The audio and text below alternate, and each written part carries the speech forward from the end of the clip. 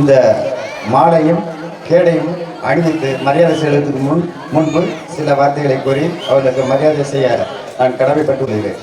10ஆம் வகுப்பு பொதுத் தேர்வில் தமிழக அளவில் முதலிடம் பெற்று 500க்கு 499 மதிப்பெண் பெற்று தமிழகம் மட்டுமல்லாமல் ராமநாதபுரம் டிஸ்ட்ரிக்ட் வரலாற்றிலே இதுவரை இல்லாத அளவு முதல் பெண்ணாக மதிப்பெண் பெற்று நம்ம சமூகத்துக்கு பெருமையும் ஒரு பெருமை. அதை எப்படி சொல்றேன்னா அதை சொல்றதுக்கு அளவு இல்லாது அந்த அளவில் அதை நம்ம பெருமை தேடி தந்துள்ளார்கள். அவர்களுக்கு காவிய ஜனனிக்கு எனது கிராமத்தின் சார்பாக கிராம தலைவர் என்ற முறையில் வாழ்த்தி அவர்களுக்கு நன்றியை தெரிவித்துக் கொள்கிறேன். நன்றி, வணக்கம்.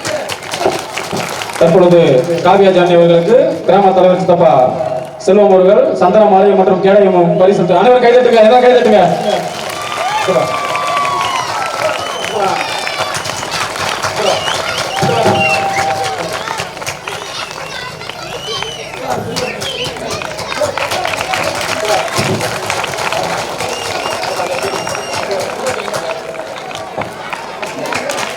பாப்பா அவர்களின் ஐஏஎஸ் கனவு நிறைவாக சித்தப்பா அவர்கள் தலைமைச் செயலர் இறையன்பு ஐஏஎஸ் அவர்களின் புத்தகத்தை பரிசாக வழங்குகிறார்கள். நீங்கள் மீண்டும் ஐஏஎஸ் தேர்வு வெற்றி பெற்று திரும்ப மீண்டும் இந்த கலையரங்கத்தை நோக்கி வர சாமிவெட்டி கிராமம் முழு ஒத்துழைப்பு அளிக்கும் என்று இந்த வாயில் முன்னாள் தெரிவித்துக் கொள்கிறேன். அடுத்தபடியாக லவ்பேர்ட்ஸ் கபாடி குழு மற்றும் மாணவர்களின் சார்பாக மாமா தர்மன் அவர்கள் சந்தன மாலை மற்றும் சாலை சிறப்பு கோப்பையை பாப்பா காவியா ஜானி அவர்கள் அளிப்பார்கள். அத்துடன் ஒரு சிறப்பு புத்தகமான முதல் புக்கர் பரிசு என்ற அருந்ததி ராய் நொறுங்கிய குடியரசு என்ற புத்தகத்தை மாமா தர்மன் அவர்கள் வழங்கி சிறப்படுத்துவார்கள்.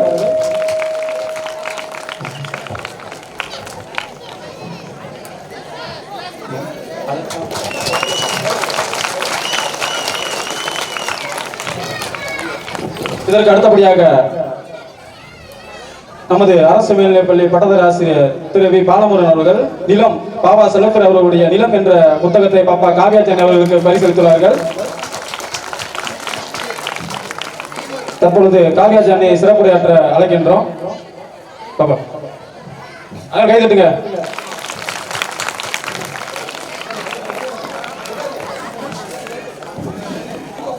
கிராம பொதுமக்களுக்கும் மாணவர் மன்றத்திற்கும் என்னுடைய மிகவும் தாழ்ந்த நன்றியை தெரிவித்துக் கொள்கிறேன்.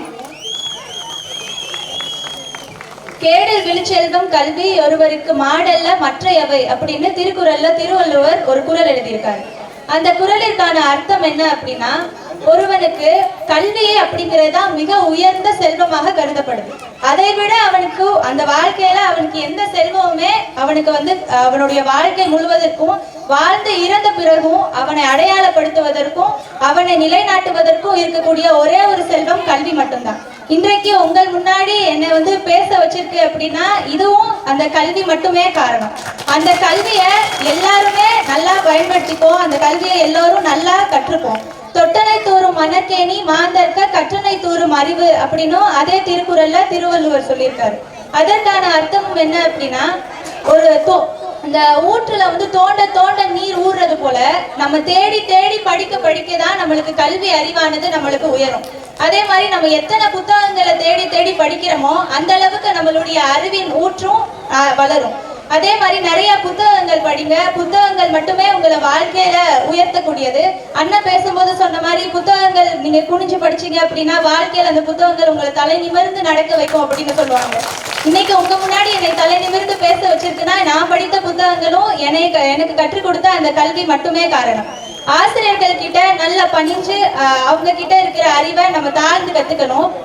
உடையார் முன் இல்லார் போல் ஏகற்றும் கற்றாரே கடையரே கல்லாதவர் அப்படின்னு சொல்லுவாங்க. செல்வர்கள் முன்னாடி ஏழைகள் பணிஞ்சு நிக்கிற மாதிரி ஆசிரியர்கள் முன்னாடி நம்ம பணிந்து படிக்க படிக்க நம்ம வாழ்க்கையில உயர்வோமா, அவங்கதான் படிச்சவங்க, அவங்கதான் கல்வி கற்றவங்க அப்படின்னு சொல்லுவாங்க. அதே மாதிரி ஆசிரியர்களுக்கு பணிந்து போடுங்க. ஒரு நல்ல அனுபவமிக்க ஆசிரியர் 2 புத்தகங்களுக்கும் மேலானவங்க அப்படின்னு சொல்லுவாங்க. பழமொழி இருக்கு. அதே மாதிரி ஆசிரியர்கள் கிட்ட பணிந்து அவங்க கற்றுக் கொடுக்கக்கூடிய கல்வியை நல்லா படிச்சுக்கோங்க. கல்வி மட்டுமே நம்ம வாழ்க்கையில உயர்த்தக்கூடிய ஒன்று. இந்த உலகத்தை மாத்தணும் அப்படின்னா அதற்கு மிக சக்தி வாய்ந்த கருவி கல்விதான். அந்த கல்வி நம்ம கிட்ட இருக்கும்போது அதை மிக சரியான வகையில பயன்படுத்தி நம்ம வாழ்க்கையில முன்னேறணும். இதே கிராமத்துல இருந்து இன்னும் நிறைய ஸ்டேட் ஃபர்ஸ்ட் ஸ்டூடெண்ட்ஸ் வரணும் அப்படின்னு ஆசைப்படுறேன். இங்க நீங்க பரிசு வாங்கும் போது நான் அங்கே நின்று கை தட்டணும்னு ஆசைப்படுறேன். எல்லாரும் நல்லா படிங்க, வாழ்க்கையில கண்டிப்பா உயரலாம். கல்வியை மட்டும் விட்டுறாதீங்க. ரொம்ப நன்றி. பாப்பா அப்படியே போயிட்டுங்க. இரண்டாவது வகுப்பில் இல்லாம நம்ம ஊருக்குள்ள தானே கைதுங்க. இதற்கு அடுத்தபடியாக பாப்பா அவர்களுக்கு மரக்கன்று வழங்க ஆமா ஜெயபால் அவர்களை வருக வருக என அன்போடு வரவேற்கின்றோம். திரு முத்துக்குமார் அவர்களை வருக வருக என அன்போடு வரவேற்கின்றோம். அதற்கு அடுத்தபடியாக